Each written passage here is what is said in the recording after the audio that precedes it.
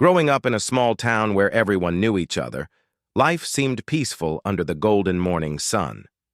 But for me, Jonas, home wasn't a sanctuary. It was a living nightmare. From the moment I could remember, my parents treated me like an afterthought, while Roman, my perfect younger brother, basked in their endless praise and affection. Roman was born with a cherubic face and a healthy glow, the kind that naturally drew admiration from everyone around him. Me? I was the scrawny, average-looking kid who faded into the background. The first time I truly felt this disparity was on a frigid winter morning when we sat together at the breakfast table. The smell of freshly baked bread filled the air, warm and inviting, yet it only highlighted how little I mattered. While Roman's plate overflowed with steaming slices of toast, I received just one small piece. "You don't need much," my mother said dismissively, her eyes barely grazing over me as if I were invisible. That single sentence carved itself into my soul, a stark reminder that I would never be enough. Things only worsened as the years went by. One day, Roman accused me of breaking his favorite toy car. In reality, he had smashed it himself out of spite after I refused to let him take my sketchbook. But did my parents care about the truth? Of course not. Without hesitation, they turned on me. "Jonas, why are you so stupid?" my father roared, his voice slicing through the silence like a knife. Before I could defend myself, his hand struck my face, leaving a stinging pain that burned deeper than the physical wound. The metallic tang of blood filled my mouth, mixing with the salty tears streaming down my cheeks. My sobs echoed through the room, but no one listened. Instead, Roman smirked triumphantly, relishing his victory. Every day felt like walking on eggshells, knowing that any misstep would lead to blame or punishment. When I brought home a report card full of straight A's in 3rd grade, expecting, at the very least, a nod of approval, my mother simply muttered, "That's good," without even looking up. Meanwhile, Roman's crooked drawing of a dog hung proudly on the refrigerator, celebrated as though it were a masterpiece. It wasn't just neglect, it was deliberate disregard, a constant reminder that I didn't belong. At 17, I finally saw a glimmer of hope, a full scholarship to one of the most prestigious universities in the country. It was everything I had worked for, a chance to escape the toxic grip of my family and build a life on my own terms. But when I showed the acceptance letter to my parents, their reaction was as cold as ice. "You can't go," my father snapped, his voice sharp like a blade. "Roman might feel pressured if you attend such a top-tier school." Their reasoning was laughable, yet painfully predictable. They weren't protecting Roman, they were protecting themselves, their carefully constructed image of perfection, with Roman as its centerpiece. That night, I sat alone in my room, staring at the letter under the dim light of a desk lamp. The weight of it all pressed down on me. The years of neglect, the constant comparisons, the suffocating control. This was my ticket out, but how could I make it happen without them finding out? Then an idea sparked. If they thought I was staying close, studying at the local college while living in dorms, they'd leave me alone. So, I lied. "Dad," I said calmly over breakfast the next morning, "I'll study at the local college, but I want to stay in the dorm so I can focus better." My father raised an eyebrow, clearly suspicious, but after a moment he nodded. "Fine. But don't disappoint us," he warned, though his tone suggested he already expected failure from me. Little did he know I had no intention of letting him dictate my future. The day I moved to the prestigious university felt surreal. For the first time in my life, I tasted freedom, but it came at a cost. My new home was a cramped studio apartment that smelled faintly of mildew, with peeling wallpaper and a leaky faucet that dripped incessantly. To survive, I juggled multiple jobs. Every morning at 4 a.m., I dragged myself out of bed to work as a dishwasher at a nearby diner. The smell of greasy oil clung to my clothes, and the clanging of pots and pans became my morning symphony. By noon, I served tables at a cafe, forcing smiles through long hours just to earn tips. At night, I tutored struggling students for extra cash. There were days when even that wasn't enough, and I resorted to selling plasma to cover rent. Despite the exhaustion, I refused to give up. Each paycheck reminded me why I left, to break free from their manipulation. One evening, as I scrubbed plates covered in congealed food, I overheard two co-workers laughing about how easy their lives were compared to mine. Instead of feeling resentment, I felt pride. I was carving my own path, defying the odds stacked against me.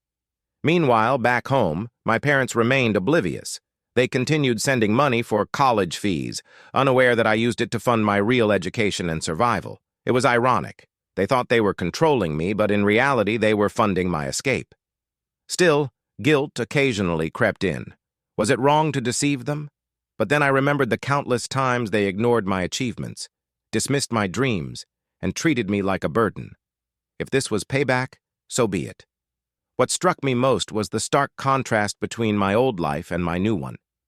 At home, every breath I took felt stifled, every movement scrutinized. Here, surrounded by peers who valued ambition and hard work, I thrived. Professors praised my dedication, classmates admired my resilience, and for the first time I felt seen, not as someone's forgotten child, but as Jonas, the person I was always meant to be. After graduating early, I built a life most people only dream of. My sleek apartment buzzed with the hum of success. Neon lights reflected off polished surfaces, casting an almost surreal glow across the room. Every detail screamed stability and achievement: the six-figure salary, the promotions, the respect from colleagues who admired my relentless drive. Yet, despite all this, there was a hollow ache inside me. It wasn't the absence of luxury or recognition. It was the gnawing loneliness that crept in whenever I thought about my family. One evening, as I sat on my leather couch scrolling through emails, my phone rang. It was Mom. "How are you, Jonas?" she asked, her voice flat, devoid of genuine interest. I gave her the usual vague answers. "I'm fine, work's good," and hung up quickly. These calls had become rituals rather than meaningful connections. But what crushed me came later that week when I accidentally overheard a conversation between my parents and their neighbors. "You know Jonas?" my father said dismissively, his tone dripping with disdain. "He's nothing special. Just scraping by, I think." Special? Scraping by? The words sliced through me like a knife.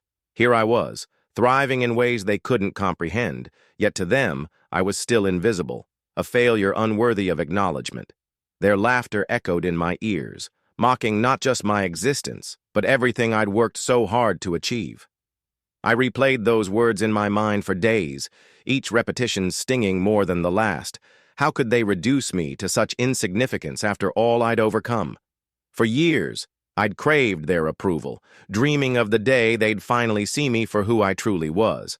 But now, reality hit hard. They never would. That realization ignited something cold, yet resolute within me.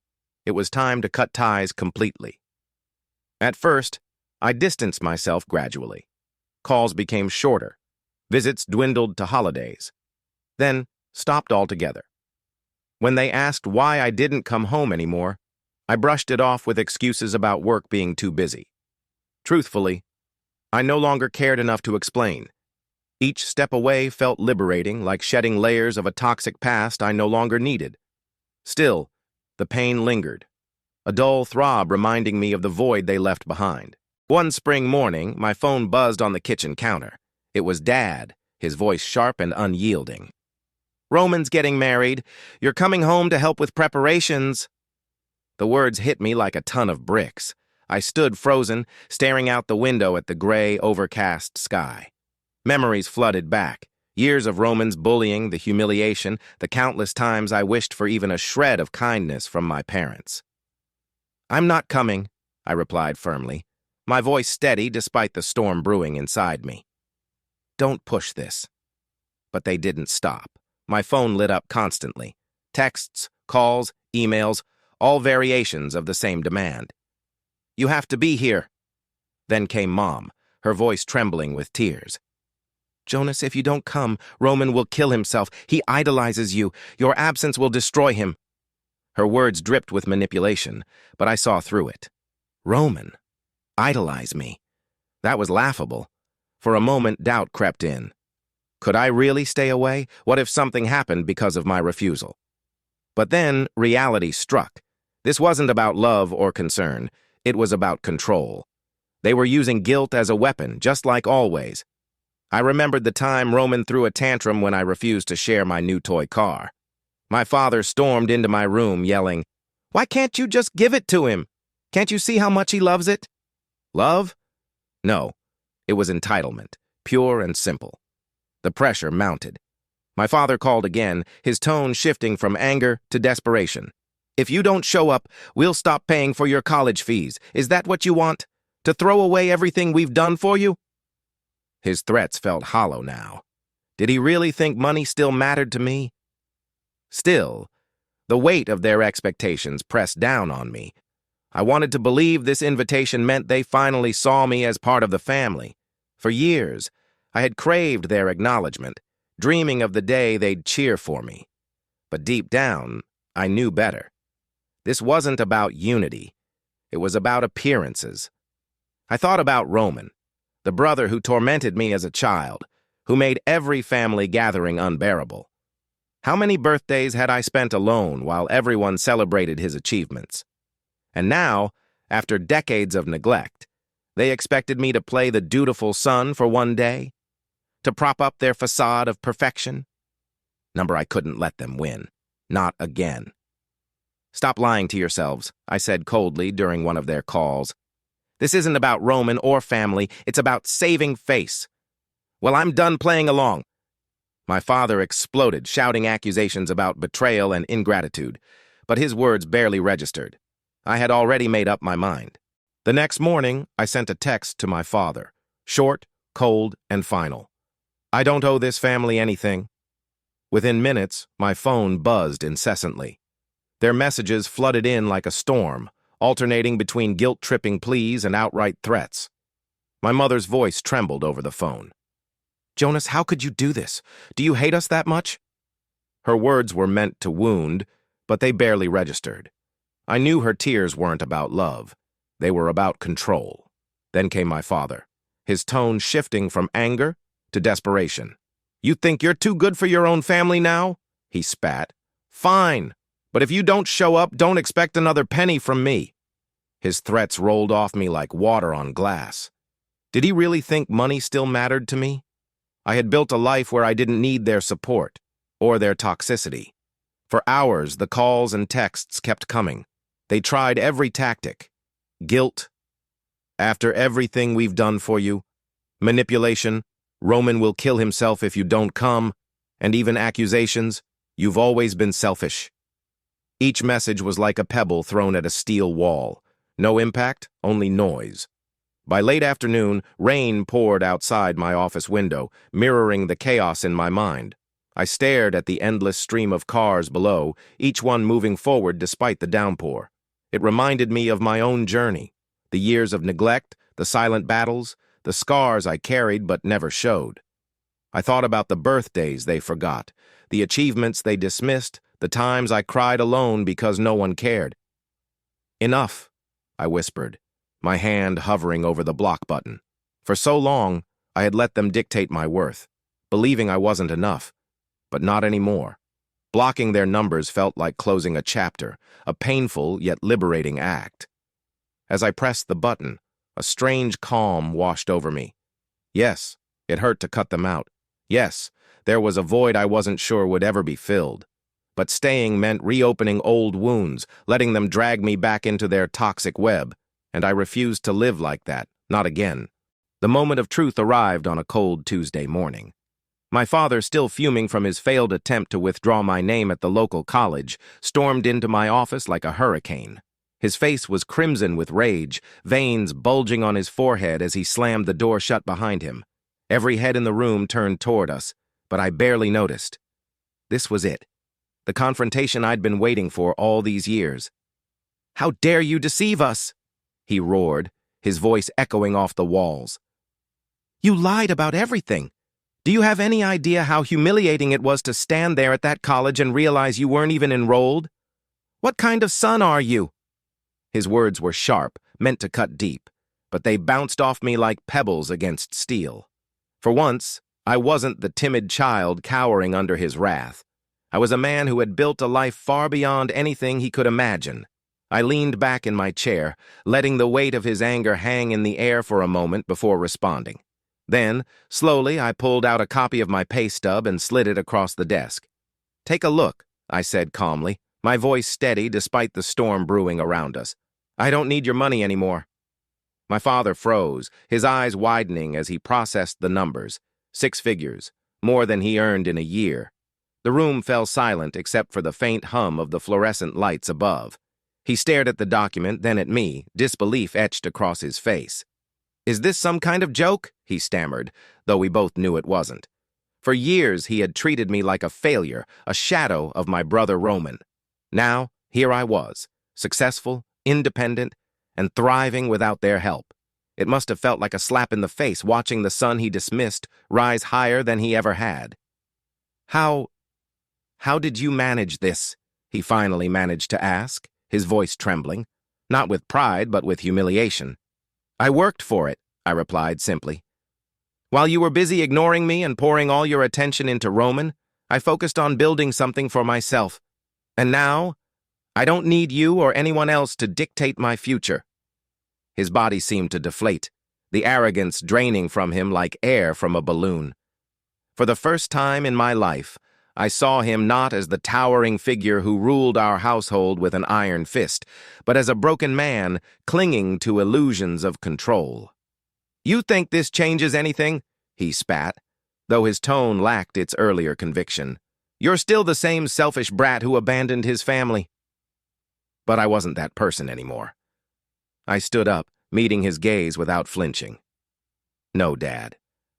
What's selfish is expecting me to sacrifice my life for a family that never cared about me. You wanted Roman to shine so badly that you refused to see what I could achieve. Well, here I am. Successful, independent, and done playing by your rules." As he turned to leave, muttering under his breath about how I would regret this, I felt a strange sense of peace. The tables had finally turned. The man who had spent decades belittling me was now forced to confront the reality of my success, a reality he could never touch. After severing ties, the silence I had longed for was short-lived. My phone buzzed incessantly, texts, emails, voicemails filled with venomous accusations. "You're heartless," one message read. "How could you abandon your own family?"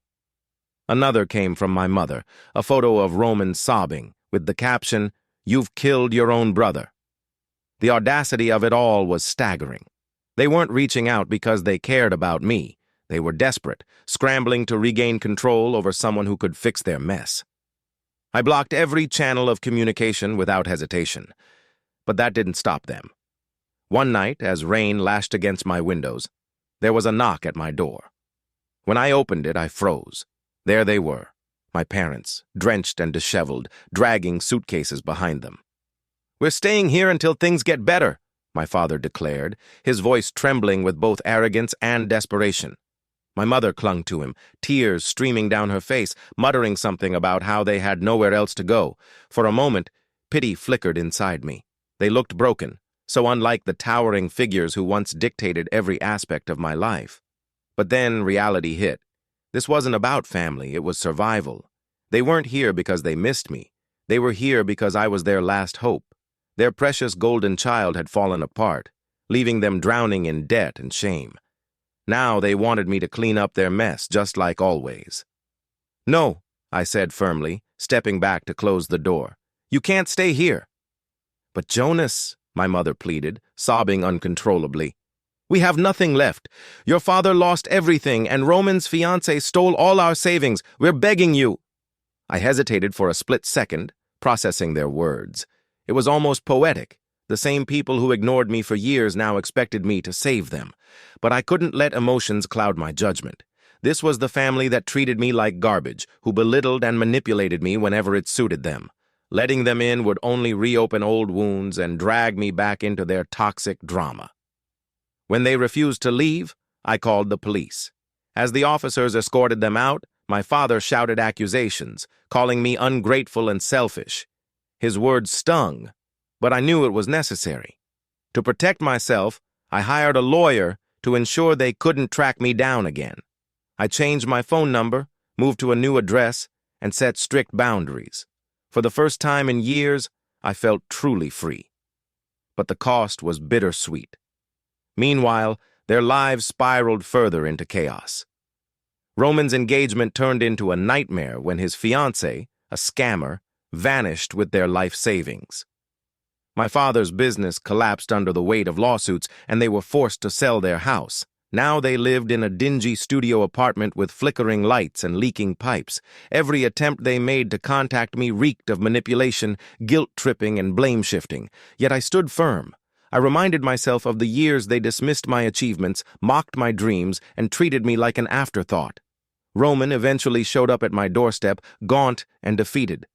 "Please, Jonas," he begged, his voice cracking. "Mom and Dad are going to cut me off too. I don't know what to do. I need your help." I stared at him, memories flooding back. Every insult, every tantrum, every time he made my childhood miserable. For a fleeting moment, I felt sorry for him. But then I remembered. This was the brother who lived under the spotlight, basking in praise while I faded into the background. "This is the consequence of living under someone else's shadow," I told him coldly. "You relied on Mom and Dad to fix your messes. Now it's time for you to take responsibility." As I shut the door in his face, I felt a mix of sadness and relief. Sadness because, despite everything, they were still my family. Relief because I finally drew a line, a boundary that protected not just my peace, but my future. The family I once despised for their toxicity and favoritism was now crumbling before my eyes. Roman's fiancée, the woman they praised as perfect, turned out to be a master manipulator. Days before the wedding, she convinced Roman, my parents, and even extended family members to invest their life savings into a once-in-a-lifetime opportunity. Then, just like that, she vanished, along with every penny they had. There was no wedding, no happily ever after. Only chaos and betrayal. Roman, the so-called golden child, unraveled almost instantly. The weight of his failure and the shame he brought upon the family crushed him. Within weeks, he spiraled into a deep depression, refusing to eat or leave his room. One night, my aunt called me in tears explaining how Roman had been hospitalized after a suicide attempt. Hearing this should have made me feel something: pity, guilt, regret. But all I felt was emptiness. This was the brother who tormented me for years, the one whose existence overshadowed mine. Now, stripped of their pedestal, Roman was nothing more than a broken man. Meanwhile, my father's business collapsed under the weight of lawsuits. An employee sued him for unethical practices, and the court ruled against him, wiping out everything he owned. To make matters worse, the house they lived in, the symbol of their pride and privilege, was repossessed because they'd used it as collateral for a loan that went south.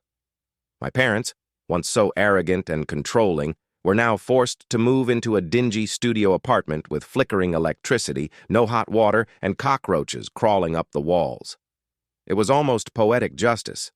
The same people who treated me like garbage were now scavenging for scraps in a life they never imagined. Yet through it all, they refused to take responsibility. Instead, they blamed Roman for trusting the wrong person, for ruining their dreams, for being the source of their downfall. "If only Roman hadn't gotten involved with her," my mother sobbed during one of her desperate calls to me. But I knew better. This wasn't just Roman's fault. It was the result of years of enabling his selfishness, shielding him from consequences, and placing him on a pedestal he didn't deserve. As I sat in my sleek apartment, reviewing investment portfolios and sipping coffee, I couldn't help but reflect on how far I'd come. While they drowned in poverty and shame, I thrived. Their precious golden child was now a shell of himself, lying in a hospital bed while they begged strangers for handouts. Still, there was a pang of sadness, a faint echo of the childhood I never had. No matter how broken they were still my family. But staying away wasn't cruelty, it was survival. One stormy night, as rain lashed against my windows, there was a knock at the door.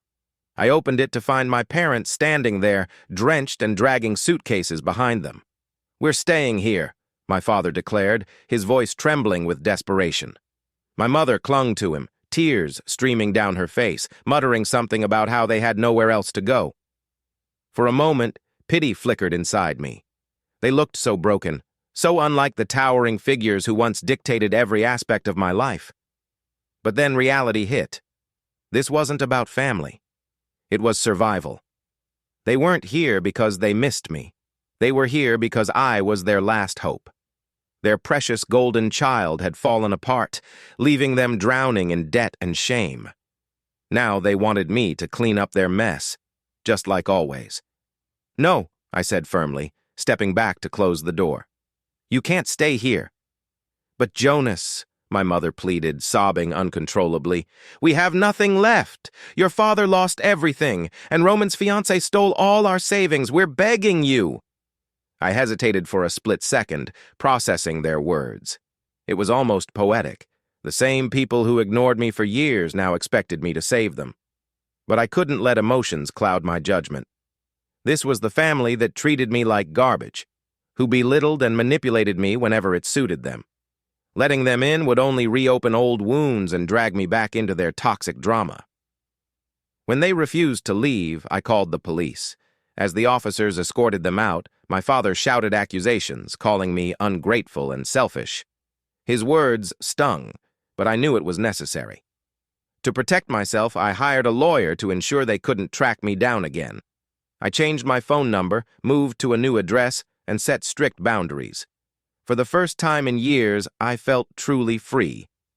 But the cost was bittersweet. A few days later, Roman showed up at my doorstep, gaunt and defeated. "Please, Jonas," he begged, his voice cracking. "Mom and Dad are going to cut me off too. I don't know what to do. I need your help." I stared at him, memories flooding back. Every insult, every tantrum, every time he made my childhood miserable. For a fleeting moment, I felt sorry for him. But then I remembered. This was the brother who lived under the spotlight, basking in praise while I faded into the background. "This is the consequence of living under someone else's shadow," I told him coldly. "You relied on Mom and Dad to fix your messes. Now it's time for you to take responsibility." As I shut the door in his face, I felt a mix of sadness and relief. Sadness because, despite everything, they were still my family. Relief because I finally drew a line, a boundary that protected not just my peace, but my future. Even after severing all ties, a hollow ache lingered in my chest, a void left by the absence of family. It wasn't their love I missed, it was the idea of what a family should be. Nights felt quieter, mornings lonelier, and there were moments when the silence pressed down on me like an invisible weight. I dreamed of a home filled with laughter, understanding, and unconditional support, a stark contrast to the toxic environment I had escaped. But as much as the emptiness haunted me, so did the resolve to never let them pull me back into their chaos. "My life doesn't depend on them," I reminded myself one evening, staring out at the horizon as the sun dipped below the skyline. Its golden rays painted the sky in hues of orange and pink, a reminder that endings could also mean beginnings. I began to envision a future where I built something real, something better than what I'd lost. A family rooted in mutual respect, free from favoritism or manipulation. I imagined children running through the halls, their laughter echoing off the walls, while a partner stood beside me, not as a spectator but as a true equal. For the first time, I allowed myself to hope again.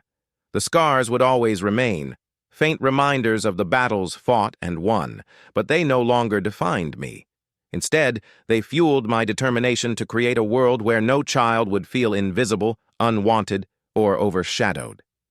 "I'll build a family worth having," I whispered to myself, watching the last sliver of sunlight fade into darkness. It wouldn't happen overnight, and the road ahead might not be easy.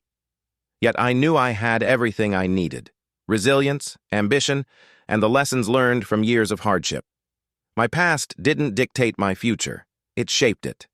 And though the wounds still throbbed occasionally, I chose to focus on the possibilities ahead rather than dwell on what I'd lost.